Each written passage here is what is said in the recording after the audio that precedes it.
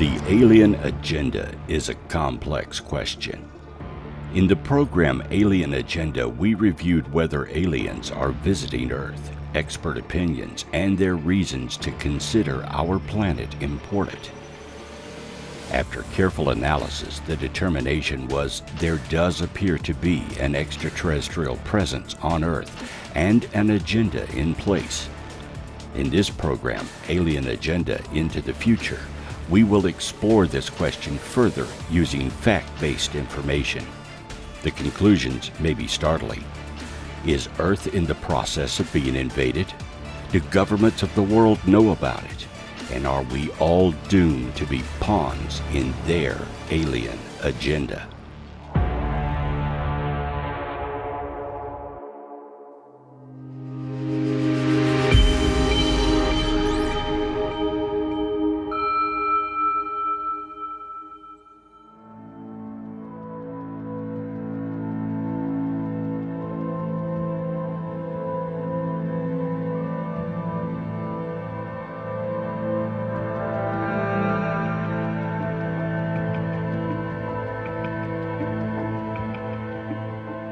The Earth contains a multitude of unique minerals, life, and liquid water. Most of this could be obtained by any spacefaring species from other planets and asteroids throughout the galaxy. However, liquid water and life are apparently rare. We have both. There are a plethora of living beings on Earth, from simple amoeba to humans. 75% of the Earth is covered with liquid water. Our world has an atmosphere and temperature to sustain a variety of species, as long as they are carbon-based and as long as they breathe oxygen. This makes the Earth a perfect target. Any species looking to colonize, conquer, or explore would find our Earth irresistible. It's a one-stop shop for everything you would need. Though we do not take care of it as well as we should, it is our only home, and we depend on its resources for our own existence. Other worlds may have water in the form of ice, but an alien species would have to expend their own resources to mine, gather, distill, and turn the ice into drinkable water. The same is true with any minerals they may need. Why expend your own resources when it's here and ready to exploit? Why gather it yourself when a perfectly pliable human race is here, ready to be conquered and can do the work for you? Why go looking for it across a vast galaxy, searching planet to planet for everything you need, when you can come here and easily get anything your species may require? No matter what level of intelligence you are, what reasoning process you use, and what ethical and moral codes you subscribe to, there is one constant in the universe, and that is, the easy way is always the best. Work smarter, not harder. As humans, throughout history, we have done the exact same thing. Our species expanded to cover every inhabitable continent on this earth. We have enslaved, conquered, had our slaves fight and do the work for us, and wiped out whole cultures and nations during our growth. We ourselves have been the aliens in a new world, spreading out, colonizing, killing, and ultimately controlling various populations around the planet. And we continue to do it. If they have something we want, we take it and push them out into reservations, or worse, exterminate them.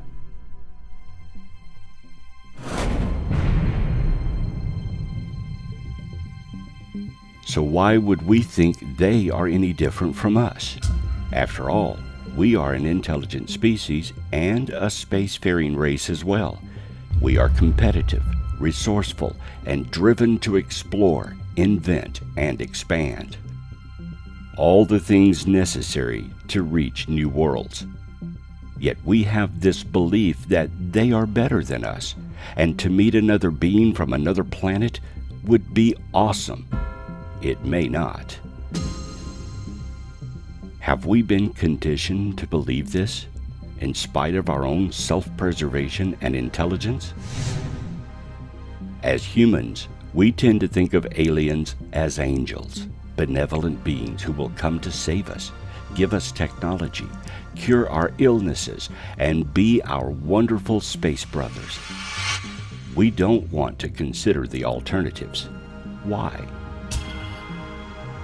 Our own history began at a time when the Earth was inhabited by a multitude of plant and animal life, and only one upright bipedal species, the Neanderthal. These cavemen were only beginning to grow and explore. Then something happened. Humans, just like us, began to appear on Earth. Suddenly, humans were present, and today's scientists refer to this as the missing link.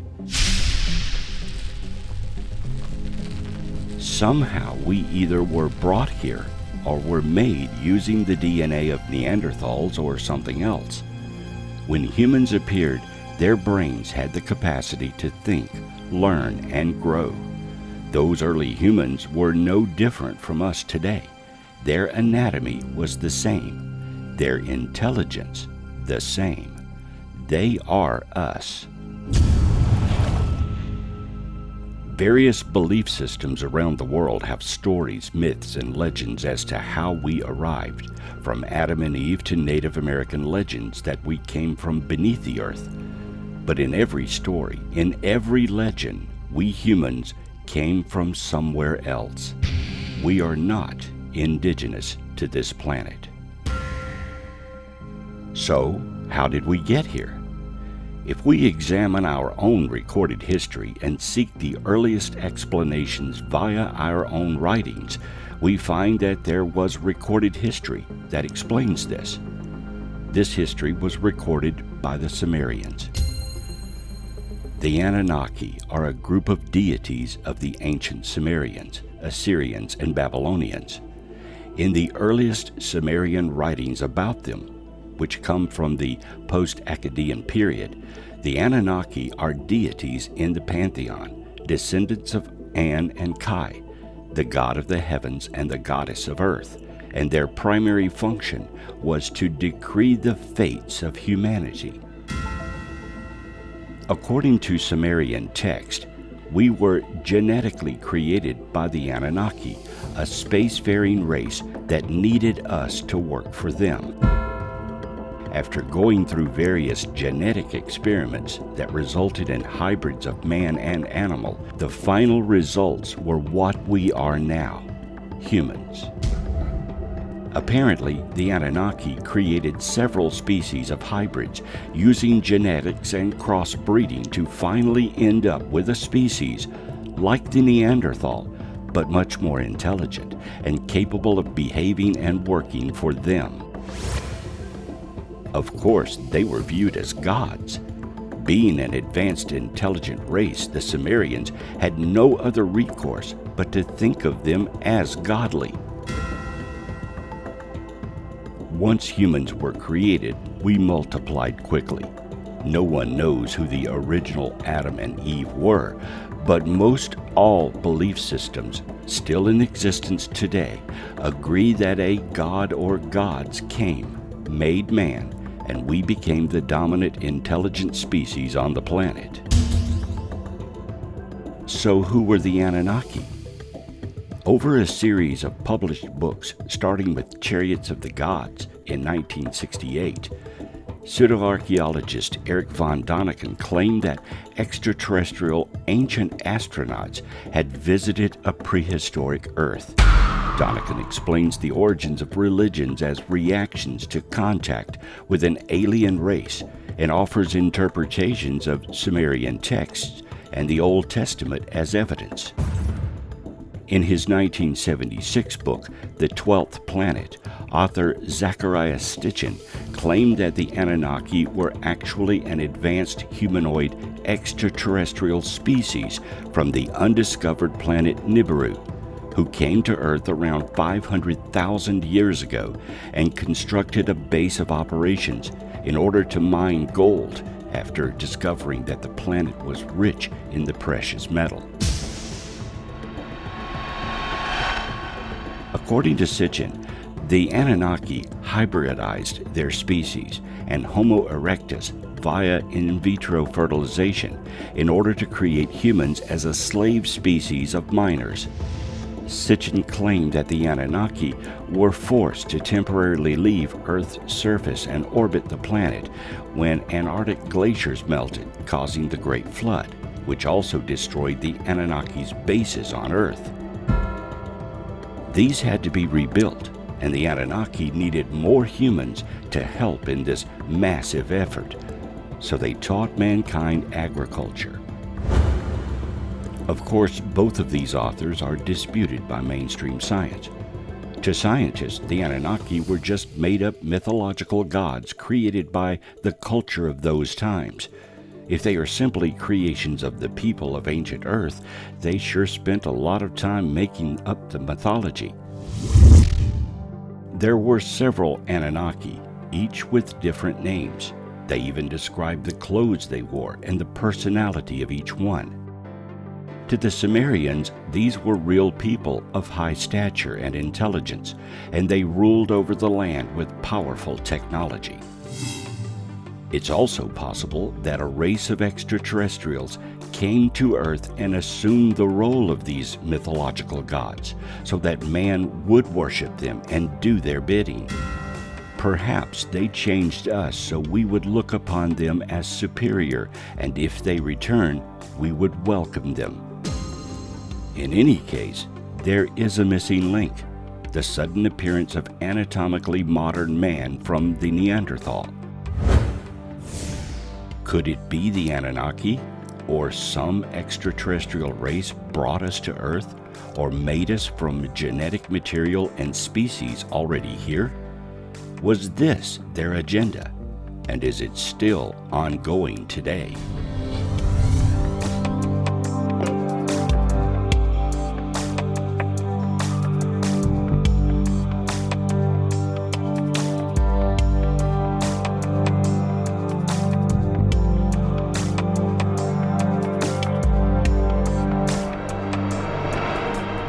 Throughout history, references to ET are actually quite common, from frescoes and paintings in the Middle Ages to reliefs of alien craft, and even aliens themselves appear within the pyramids of Egypt, as well as other monuments around the world. From small figurines to larger statues, we find evidence to non-humans scattered across the landscape of our world like litter. Every ancient culture has some representations of these beings, and oral or written history of their arrival or times they existed alongside man. If we look at today's modern UFO sightings, one could easily say they never left us. They have been here all along. Only the way we interpret them changes from culture to culture and time to time.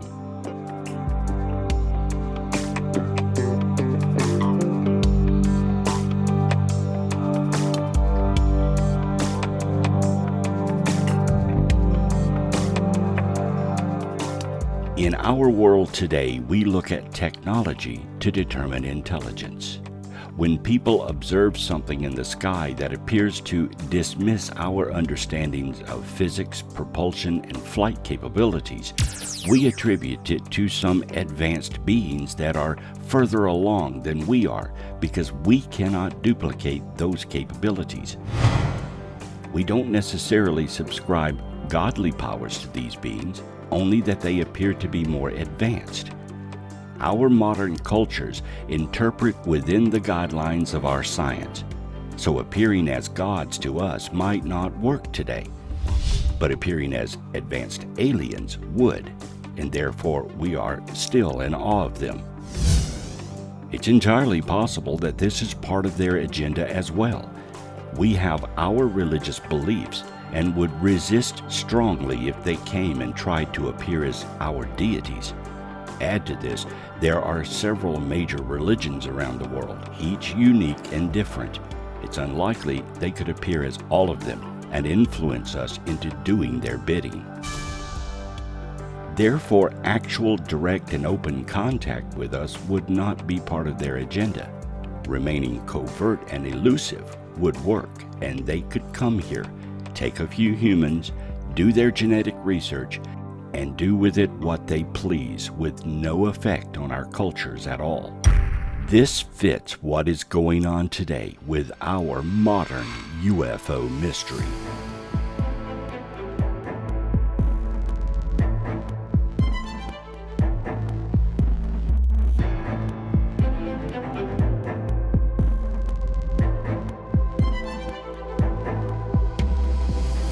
The modern UFO mystery began with Foo Fighters seen by pilots during World War II, the apparent crash of a UFO near Roswell, New Mexico, and the beginnings of reports of alien abductions.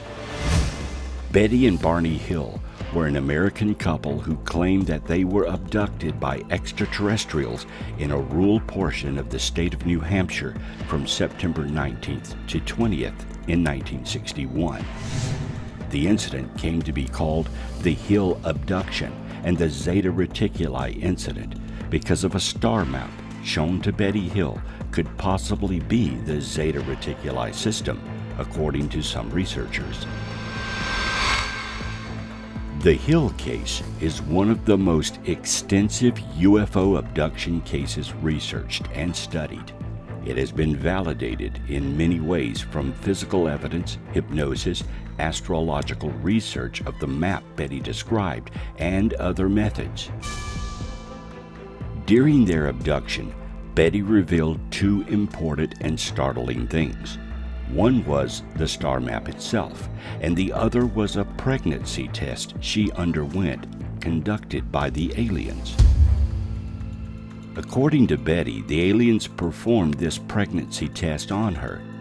As she described it, this type of test would not be invented until much later.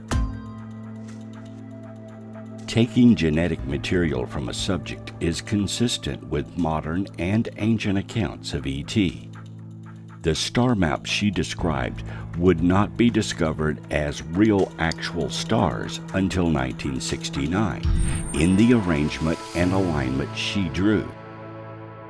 There is no way Betty could have known of this specific star pattern in 1961, nor a genetic method to procure ovum specimens for a pregnancy test, as she called it. This test would not be invented until years later, and not put into practical use till much later. As far as we know, we are the only human race in the universe. Surely there are other species, but if we were genetically created centuries ago, then we would now be unique to Earth. This holds true if we evolved here as well. Our biology has adapted to this planet over the eons we have lived here. That fact alone makes us another specific commodity that can only be found here on this planet. We, as a unique species, would be an important factor if an alien race were searching the galaxy for potential resources. As we explore the testimony of various alien abductees, we find that these aliens appear to be very interested in our biology. Almost all abduction cases mention or are centered around our specific anatomy. Many alien abductions seem to be centered around the creation of alien hybrids. Could the genetic creation of humans still be going on? Could aliens now be harvesting genetic material from us, a species made for this purpose? Or are aliens of different races simply taking yet another resource unique to our planet? Are we the major commodity of Earth?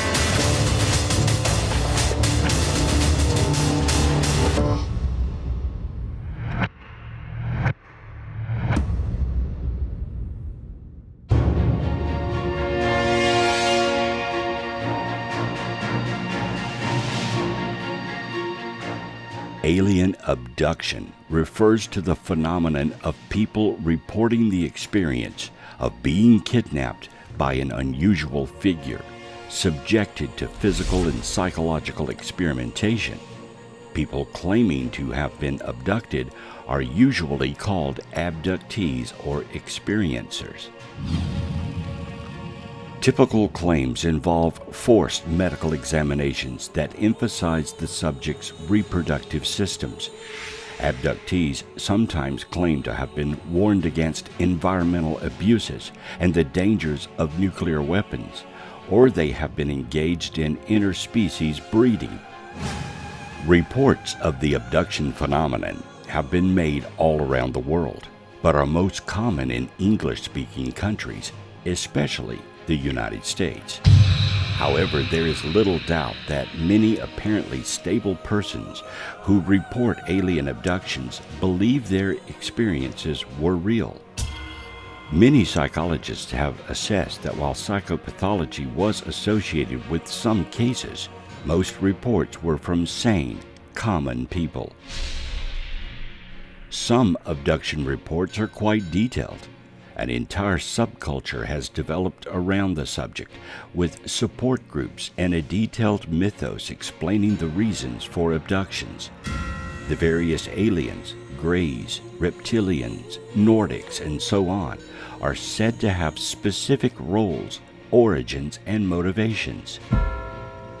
Abduction claimants do not always attempt to explain the phenomenon, but some take independent research interest in it themselves and explain the lack of greater awareness of alien abductions as the result of either extraterrestrial or governmental interest or cover-ups. Researchers David M. Jacobs and Bud Hopkins argue that there was an elaborate process underway in which aliens were attempting to create human-alien hybrids,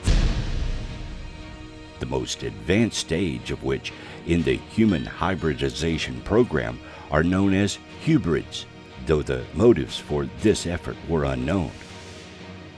There had been anecdotal reports of phantom pregnancy related to UFO encounters at least as early as the 1960s, but Hopkins, and especially Jacobs, were instrumental in popularizing the idea of widespread systematic interbreeding efforts on the part of the alien intruders.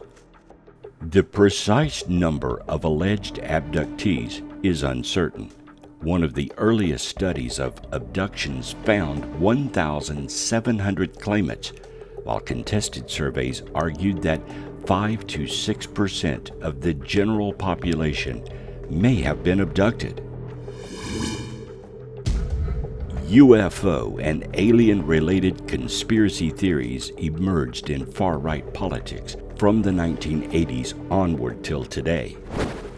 Most people alleged alien abductions report invasive examinations of their bodies, and some ascribe psychological trauma to their experiences. One procedure reported occurring during the alleged examination phase of the experience is the insertion of a long needle-like contraption into a woman's navel. Some have speculated that this could be a form of laparoscopy. Post-abduction syndrome is a term used by abductees to describe the effects of abduction, though it is not recognized by any professional treatment organizations.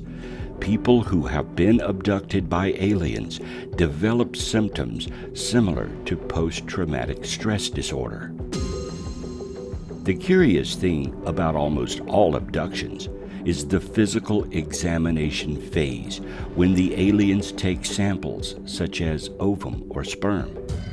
Could they be checking on our progress, or taking genetic materials to use to create more hybrids or even more humans to do their bidding? Is it possible that there is a place or planet out there, somewhere in the galaxy, where a new breed of humans are being kept and used for alien purposes? a new colony, or a new slave race.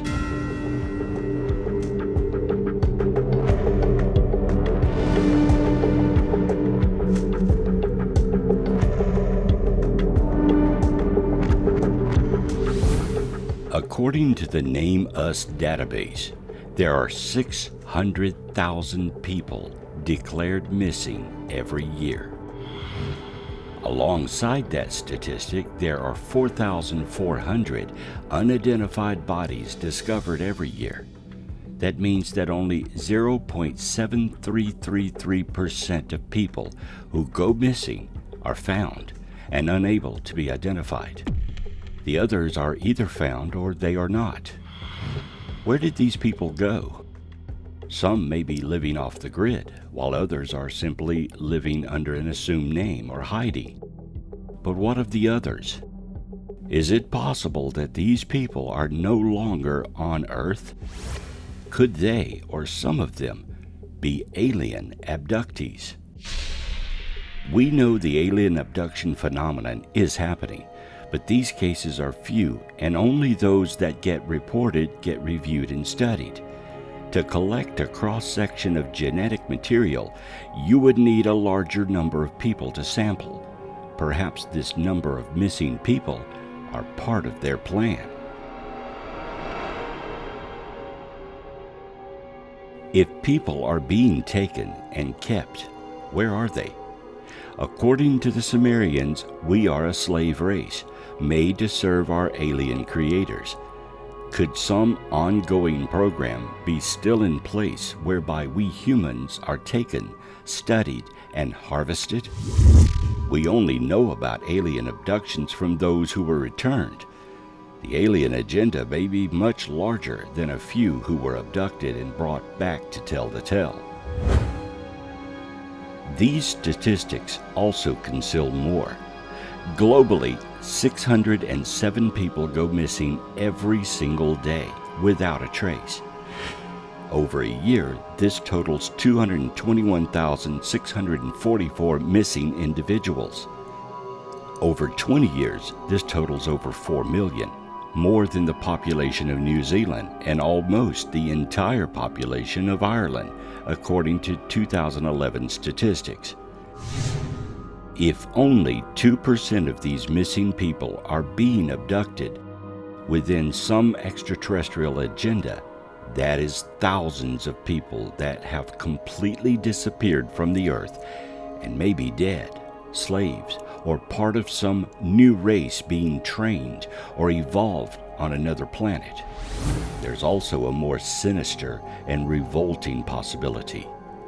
They may be food for an alien species.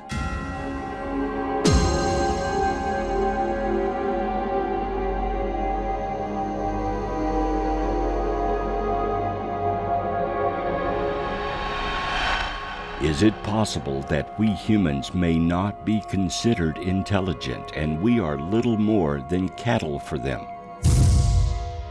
A species indigenous to this planet that can't be found anywhere else, but offers them a commodity to buy, sell, and trade, even consume.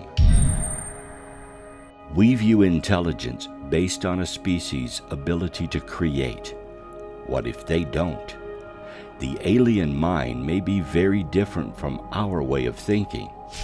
For example, if the aliens view intelligence based on self-discipline rather than creativity, then we lose hands down every time.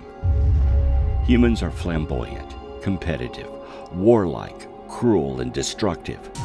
We build great architecture, then blow it up in a conflict. We create music, art, and paintings, but do little to preserve it all. We are probably the least self-disciplined species in the galaxy. We soil our nest. We do not take care of the planet we live on, polluting every river, stream, and all the oceans. We eat toxic food and contaminate the good food we could eat with pesticides. And we appear to love conflict and war. On any given day, there is a war happening somewhere on the planet. we fight for, then squander our resources. If they consider intelligence by some other criteria, such as self-discipline, we would appear to them as no more than a lower life form, or maybe even unintelligent. Their thinking could be very different, such as they may take the stance that a beaver can build a dam, a bird can build a nest, and ants can build a mound. Building something may not be important to their way of judging intelligence. Creativity may be the start of intelligence, but to truly be considered intelligent, then you must also apply self-discipline to the process. You must take care of your creations, take ownership of your planet and not squander it. Create art and hold it high. You must get along with your fellow man and show reverence to their creations. You must be disciplined enough to take responsibility for life and all of your creations and environment. And any technologies you create should be used to benefit and advance mankind, not make war or divide the populations. You should consider yourselves one people, not divided nations and ideologies to fight over. If aliens judge us by themselves, and they are more advanced than us, then we may appear to be little more than an abusive species that needs to be genetically purified or simply used. If an alien race approached Earth and listened to our broadcasts, watched us and studied us, they may be appalled. We would likely be judged as too destructive to work with and therefore not worth the time it would need to reach a point where our two species could be beneficial to work together. Or they may see us as little more than parasites infesting the planet and determine we may be useful only as some other commodity, such as food or genetic materials to work with. Perhaps they want to breed all this negativity out of us, or make us into something that they can use or even consume. The extraterrestrial thought process is the key to understanding their alien agenda.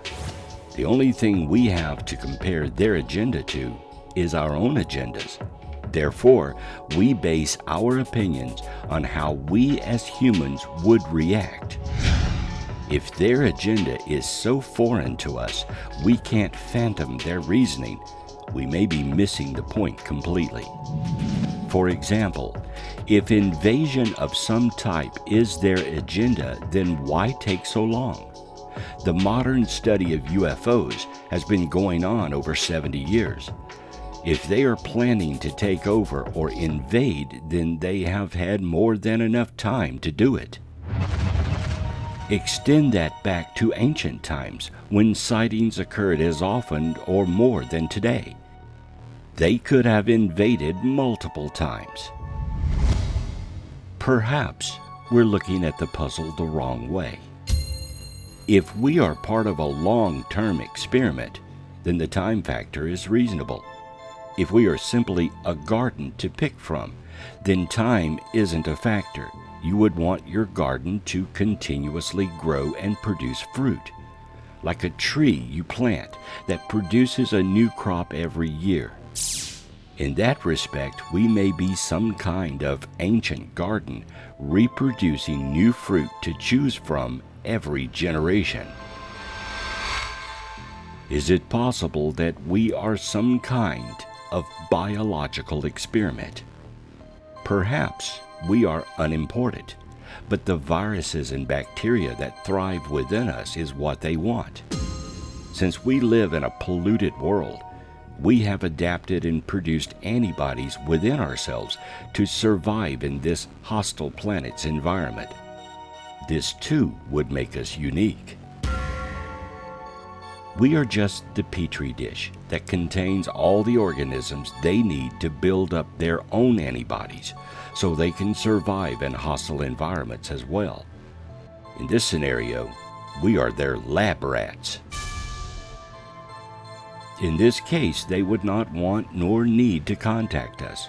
Instead, they would want us to continue as we are, because the more we pollute our own environment, the better vessels we are for their needs.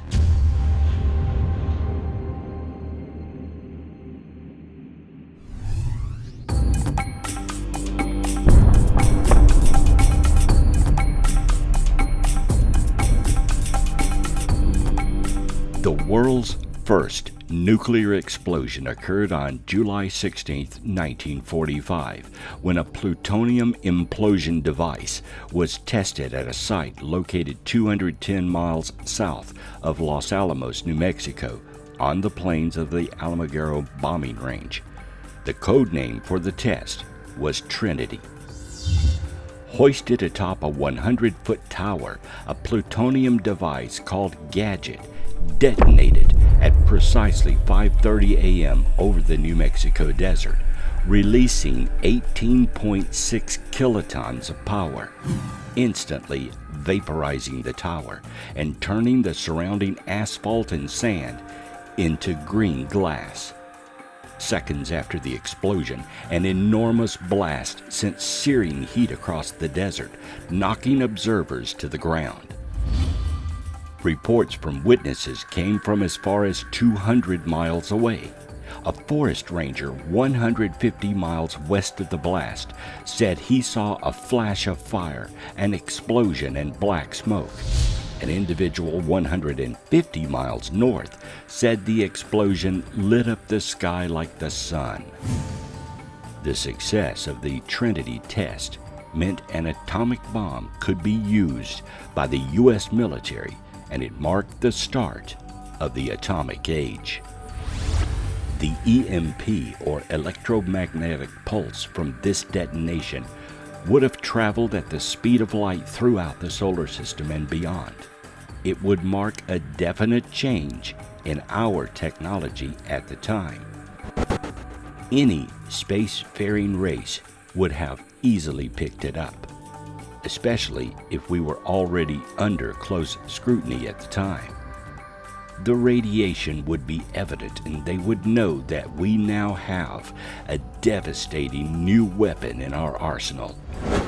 This event alone would be cause for more intense investigation and observation by alien species interested in us and our planet. The explosion of a nuclear device also marks the modern study of UFOs, because it was at this time more and more UFOs began to be reported and observed throughout the United States and around the world. A steady stream of recorded sightings have continued since 1947. It is likely we had already been under observation for a very long time. However, this one single event would change everything. It would appear we got their attention.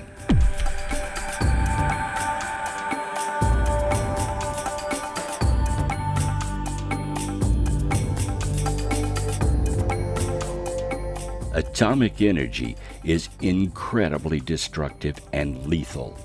Radiation alone is horrible, and a detonation of significant magnitude can cause a rip in the space-time continuum. It produces high-energy radio bursts that affect electronics and can kill instantly. And we humans were playing with it like some new and exciting toy. Indeed, soon after the initial explosion tests, we dropped 2 devices on cities in Japan. To this day, we still do not fully understand nuclear power, but like any new discovery, we are quick to use it with no regard to how lethal and enormous its effects can be. Only now we are beginning to understand how this invention can affect space and time itself, long after it has already been used to power our world. We are still learning how to contain it and use it responsibly. Chernobyl, 3 Mile Island, and Fukushima are examples of our misuse and inability to contain this awesome and powerful material. Since 1950, there have been 32 nuclear weapon accidents, known as broken arrows.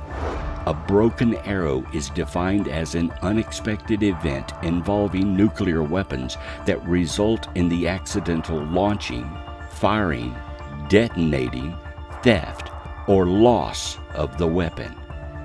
To date, 6 nuclear weapons have been lost and never recovered.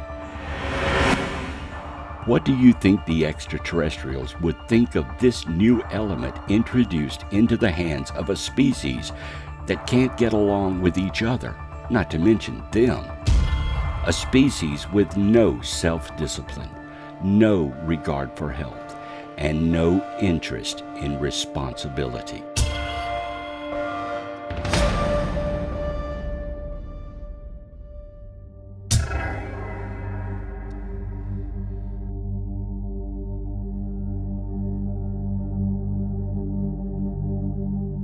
A closer observation of this human species and perhaps some intervention might be in order, and thus a new wave of UFO and alien sightings began.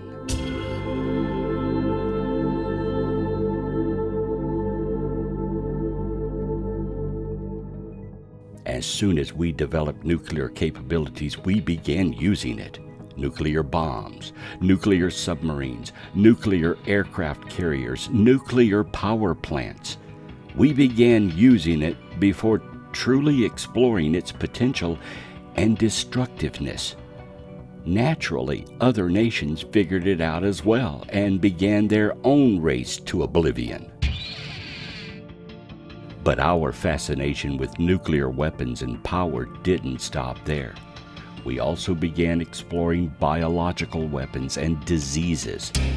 The Center for Disease Control, or CDC, began soon after, as well as the World Health Organization and other facilities that have worked on enormously lethal biological agents and viruses with an aim to weaponize them.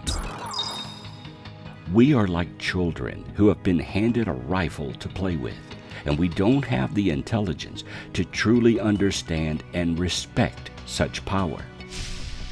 This would be a major issue for an alien race studying us. Is it possible they wanted all of this to occur? They want us to develop and introduce such horrors into our own people? Or are they concerned about us and how we grow to better understand what we have created? Is all of this part of the alien agenda?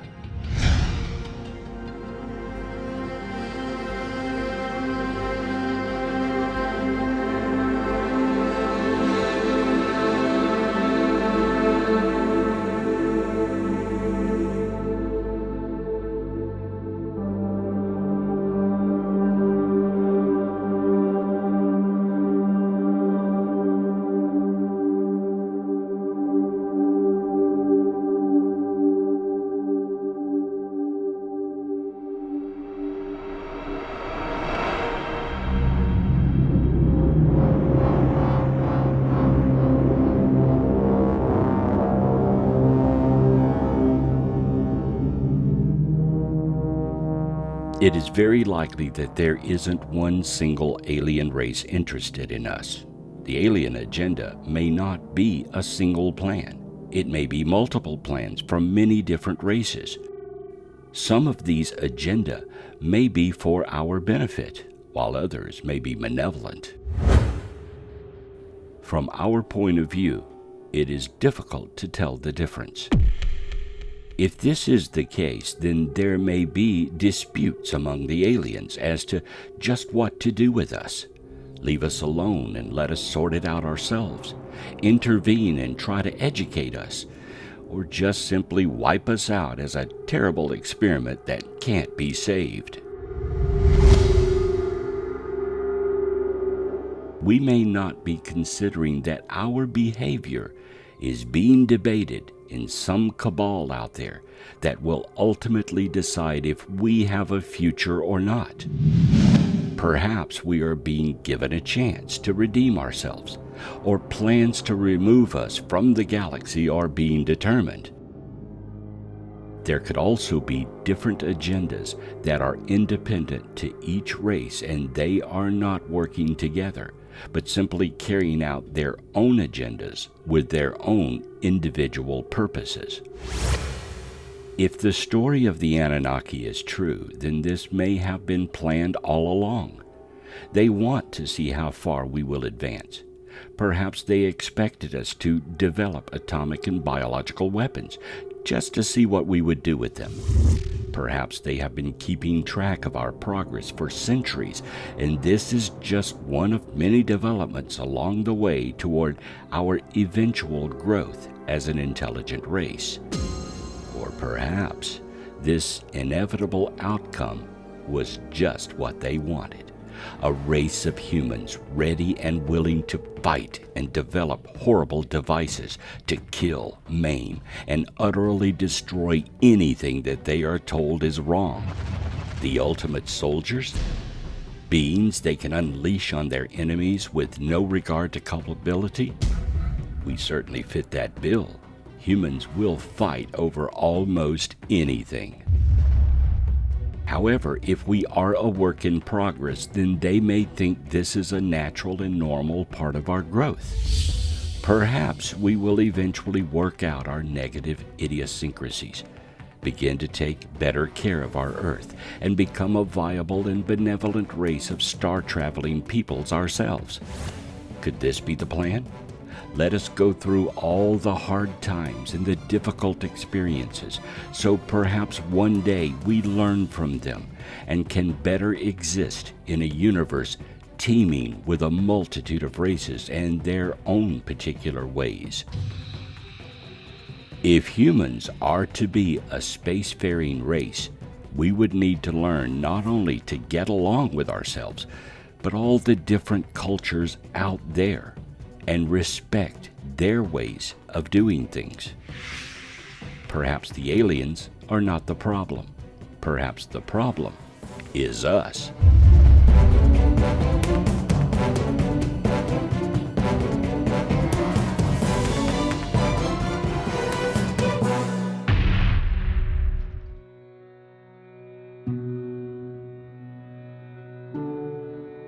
In the late 1800s, the Spiritualist movement began, whereby social events of a community would be to have a seance and try to contact the dead. By the 1930s, this was all the rage, and spirit photography began. The social movement to try and contact spirits and to better understand ourselves through paranormal and spiritual methods was taking hold. The 1960s brought the New Age movement.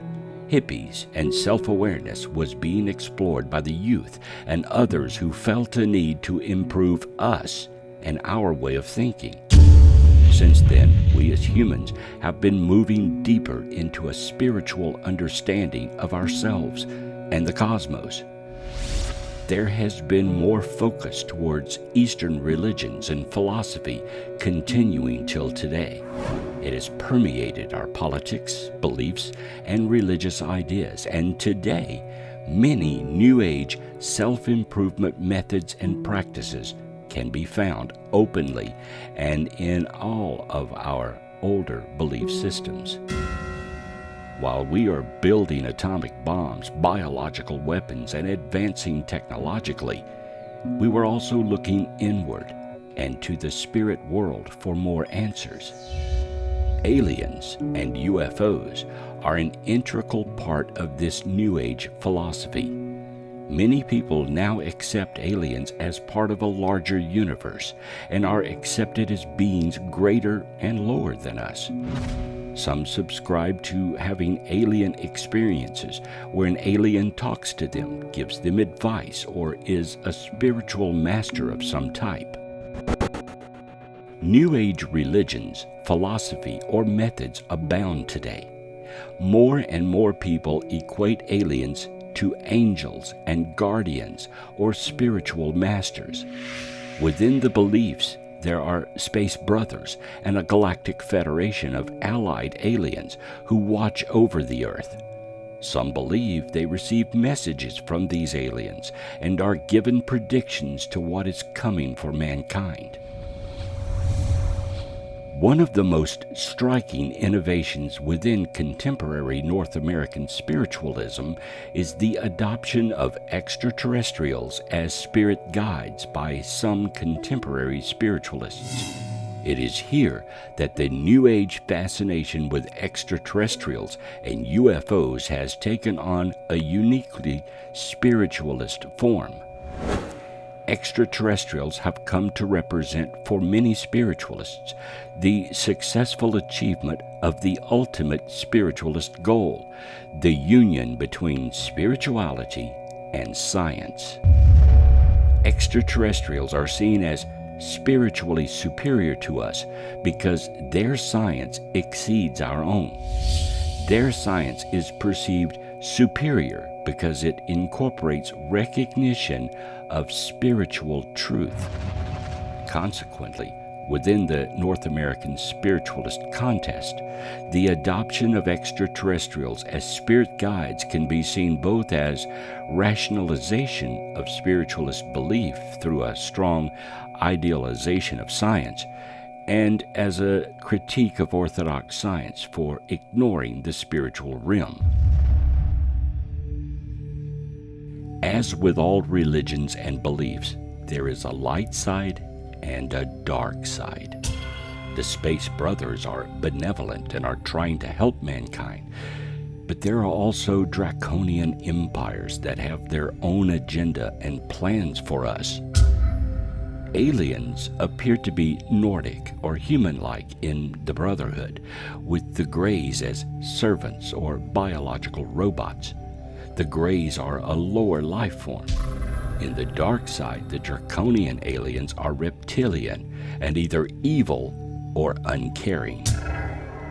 Star people, sometimes called indigo children, are a variant of the belief in alien-human hybrids in New Age belief and fringe theory. Introduced by Brad Steiger in his 1976 book, Gods of Aquarius, it argues that certain people originated as extraterrestrials and arrived on Earth through birth or as a walk-in to an existing human body.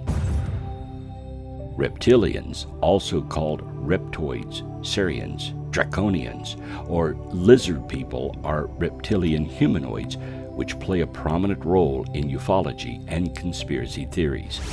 The idea of reptilians was popularized by David Icke, a conspiracy theorist who claims shape-shifting reptilian aliens control Earth by taking on human form and gaining political power to manipulate human societies. He has stated on multiple occasions that many world leaders are or are possessed by reptilians. The reptilians are tall, blood-drinking, shape-shifting reptilian humanoids from the Alpha Draconis star system, now hiding in underground bases, and are the force behind a worldwide conspiracy against humanity. These conspiracy theories now have supporters in up to 47 countries, with seminar lectures to crowds of up to 6,000 people. Some adherents of the QAnon conspiracy theory have also borrowed from the reptilian conspiracy theory, including elements shared in anti-Semitic conspiracy theories. In ufology, Nordic alien is the name given to humanoid extraterrestrials purported to come from the Pleiades, who resemble Nordic Scandinavians. Professed contactees describe them as being 6 to 7 feet tall, with long blonde hair, blue eyes, and fair skin. Scholars note that the study of extraterrestrial visitation from beings with features described as Aryan often include claims of telepathy, benevolence, and physical beauty. If any of this is true, then we have at least 2 types of aliens with their own agendas observing Earth and its population. Both appear to be interacting with us, either spiritually or infiltrating our governments. There may be others with more sinister plans.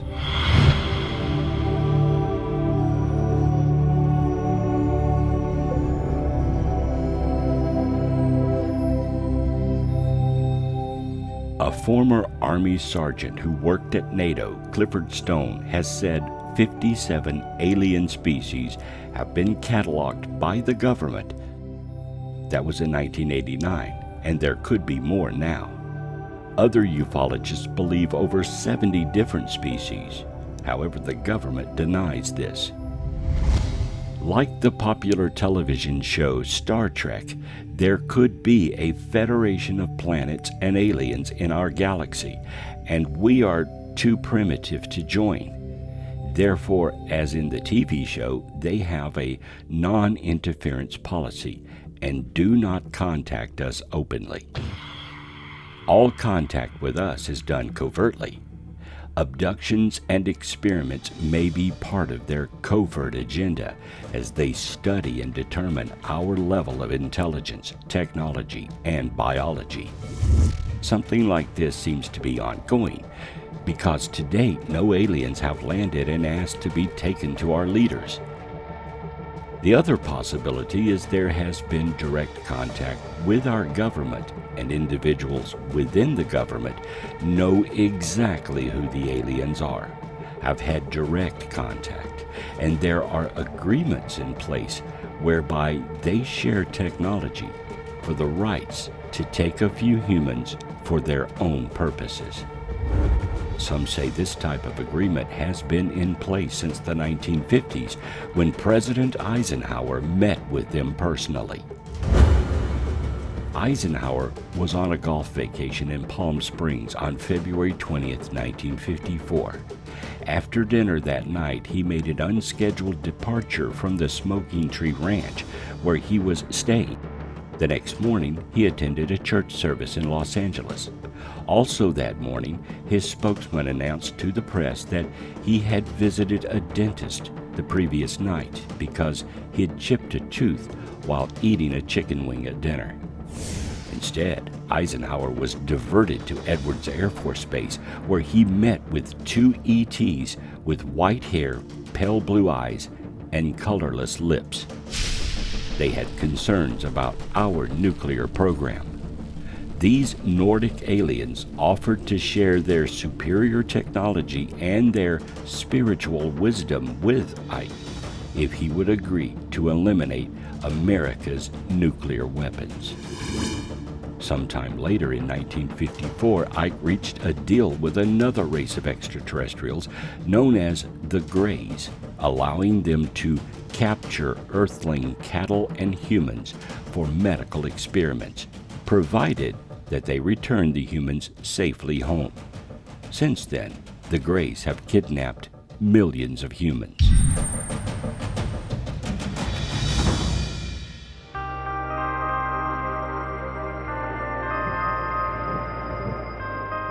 Of course, the government denies this story and says researchers can't account for where he was that night.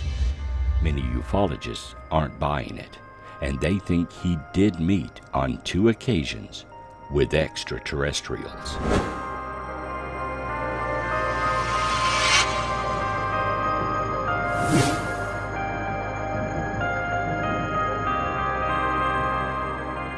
Since the modern study of UFOs and UAPs, we have been fascinated by their level of technology. UFOs behave in a manner our technology cannot duplicate. The existence of alien UFO craft comes down to one logical conclusion. If we as humans are not able to develop a craft that can maneuver in the way UFOs do, then someone else must be manufacturing these craft. UFOs can fly in space, in the air, and under the sea. They display flight characteristics different and seemingly impossible from our craft. They defy gravity and inertia. They can appear and disappear at will. A multitude of UFO sightings display these flight capabilities. Capabilities that are beyond our level of technology. If no government on Earth nor any corporation has achieved this, if America or Russia, China or the Middle East or any other nation can create a craft capable of all of these attributes and yet have no propellers, no jet engines, no wings, or other aviation systems known to us, then the logical and inescapable conclusion is someone out there is manufacturing and flying these craft. That someone isn't us. So aliens must exist. Some may argue that all UFOs are misidentifications, hoaxes, or natural phenomena. Statistically, that is impossible. There is too much detailed and even photographic evidence of these objects to explain all of them away with a simple nonsense answer. No sane person would conclude there is nothing to it, given the wealth of information on the subject and the photographic and physical landing case data. Even whistleblower witnesses within the government have come forward, verifying the existence of aliens and UFOs. It is their technology that astonishes us. These are craft that can float and fly with no visible signs of propulsion. Craft that are noiseless, have no wings, and appear to be able to go faster than sound without producing a sonic boom. They can make right-angled turns at enormous speeds. Our craft have to arc to turn, and the resulting G-forces at high speed can kill the pilot. They can stop instantly with no discernible reaction to inertia. They display a level of technology our scientists, engineers, and aviation experts can only dream about. When we look at their technology, we must wonder who could be able to make and manufacture such a marvel of aviation. Just like our cars and trucks, there appear to be several models of these craft, each with its own unique style and design. There could be a single race making a variety of styles, or there are several races of aliens with their own styles. We simply do not know. What we do know is these craft do exist and are tracked by radar, visually identified, and often seen with pilots or occupants inside. Recently, a variation of alien craft have been spotted by naval personnel, having a tic-tac or contact capsule design. They pursued our aircraft, were picked up on radar, and were even photographed by pilots and radar systems as well. And in each case, they outpaced our aircraft easily. These capsules could enter the water and exit into the air with ease. In 2022, new radar systems and technology were distributed to military bases guarding America. With this new technology, military facilities were able to pick up smaller objects and determine their exact locations. By 2023, a plethora of new UFO sightings occurred, with the result of a Chinese spy balloon being detected and shot down on the East Coast. 3 other unidentified craft were also shot down, but information about these objects were kept secret. Is it possible that one of them could have been an alien spacecraft? The shoot-down of the Chinese balloon made international news, and it difficult for the government to deny the existence of the other objects that it had detected and shot down. Objects they were unwilling to discuss. A noted general, when asked if the objects could be alien, answered that the government wasn't taking any possibility off the table. Since then, other nations have come forward and admitted they too have shot down balloons and other objects. One might ask the question, are we even capable of shooting down an alien craft of advanced technology? That would depend on the craft itself, and if it were vulnerable to our weapons. A modern helicopter is far more advanced than a balloon, but both can be shot down. Perhaps their technology, though having advanced aviation capabilities, still remains physical and can be vulnerable to attack, just as our craft are. And if we were to attack or shoot down one of their craft, how would they react? In 1947, an alien craft crashed outside Roswell, New Mexico. The craft, alien bodies, and debris were recovered by our military. Apparently, there was no reaction by the aliens, at least not openly. There are also several stories that other craft may have been shot down. If so, there were no reactions from these incidents either. If we have recovered an alien craft after being shot down by our pilots or ground-based weapons, then the aliens either don't care or have negotiated secretly for the return of their technology. All nations take espionage seriously. Flying a craft over our airspace became an international incident with a simple balloon, but it had advanced spy technology as its payload. America spent millions recovering that technology to further understand it, to see what the Chinese were looking for and listening to. The Chinese deny it was a spy balloon. However, they have made attempts covertly to recover it from the Americans, yet publicly they act unconcerned. This scenario may be indicative of how they may react if we shot down one of their alien spacecraft. Publicly, they would do nothing. However, privately and covertly, they may contact our government for the technology. And such contacts appear to have happened in modern times. If we do have classified channels in which our government and aliens can contact and negotiate with us, such channels would be very useful for both parties. It would allow both of us to exchange information, even technology, with no other nation or the public being the wiser. Is it possible that some of us, perhaps those in high government, are in on the alien agenda? Could we as a nation be part of this agenda, even supplying the aliens with what they need while we are getting something in return? Could government officials be selling out mankind for their own agenda?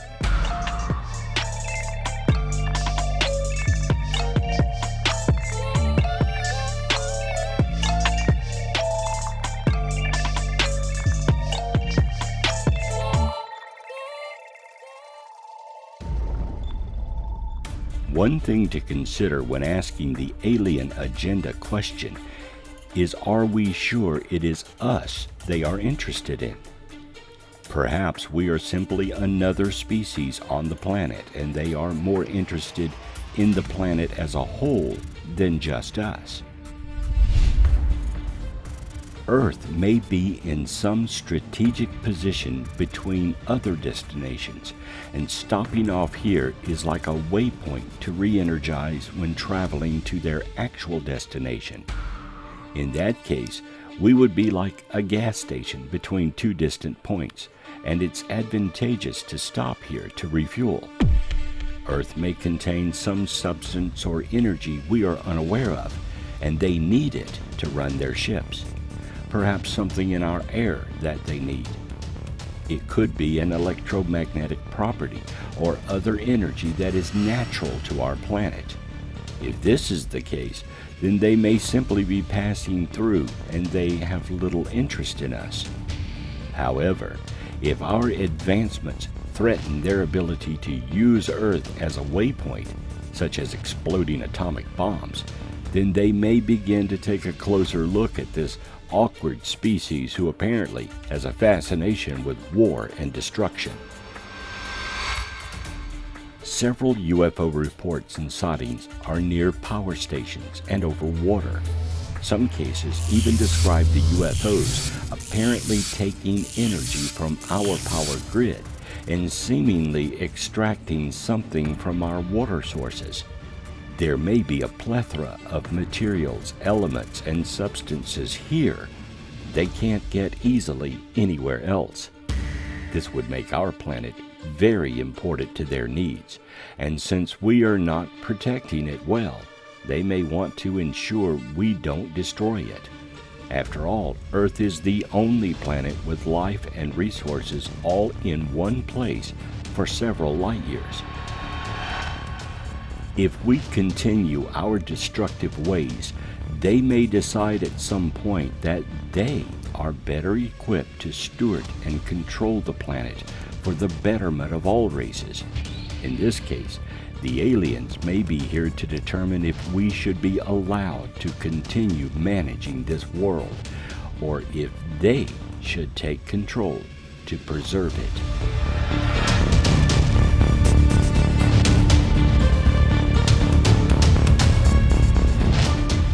There are many alien abduction cases where the abductee is shown destructive images, nuclear holocausts, and environmental disasters.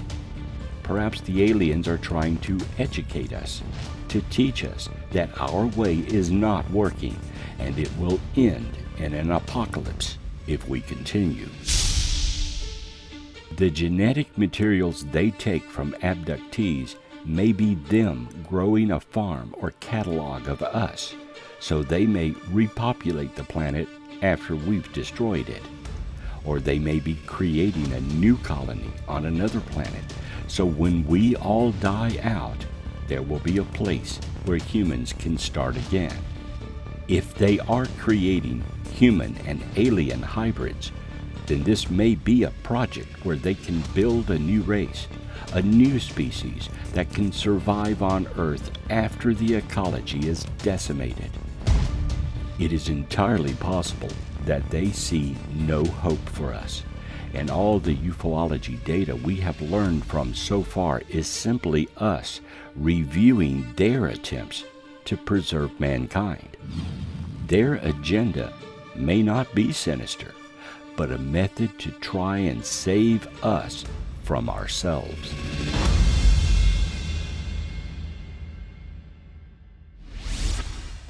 The aliens may be holding on to the genetic material they collect in order to repopulate the Earth with a new breed of humans, perhaps better, that will live and grow here after our generation has depleted the planet of its natural environment.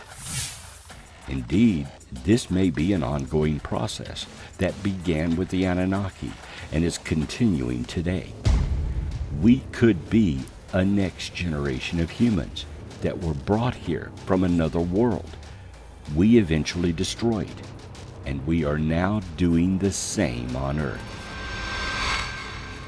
When the Anunnaki made us, we could have been made from genetics they took from another world and have implanted us here to grow and multiply to see if we would do it again.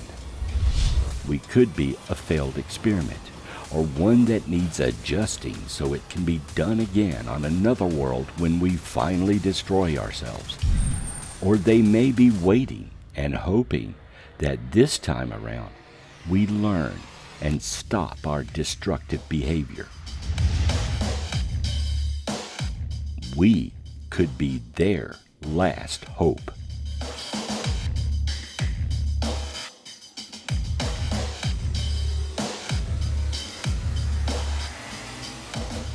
We could be the final stage in some long and ongoing experiment that they hope will eventually work out right.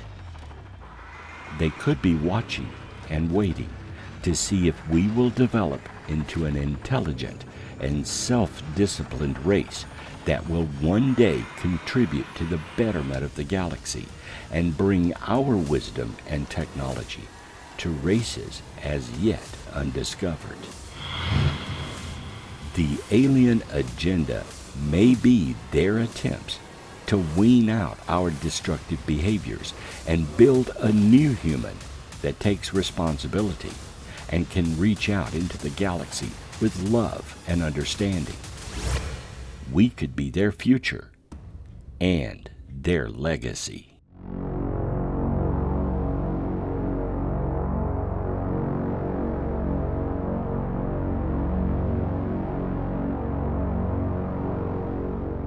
To us, the UFO and alien agenda is a mystery. It's like trying to see the outside of the box from within.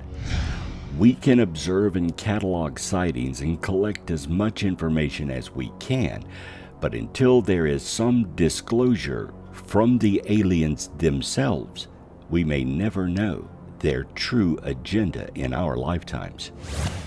The governments of the world may know more, or at least have additional data that we are not privy to, but even they may be ignorant to the true and full alien agenda.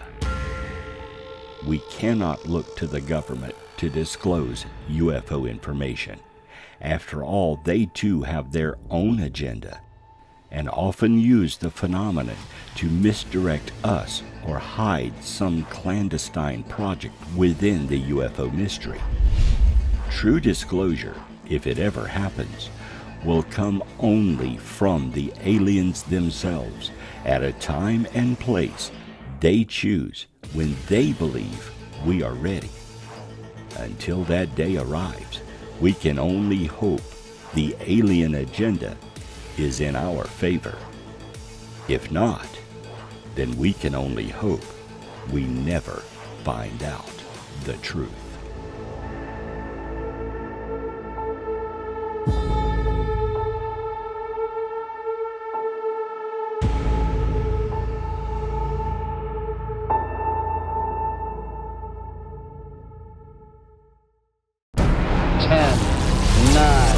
Ignition sequence start. 6, 5, 4,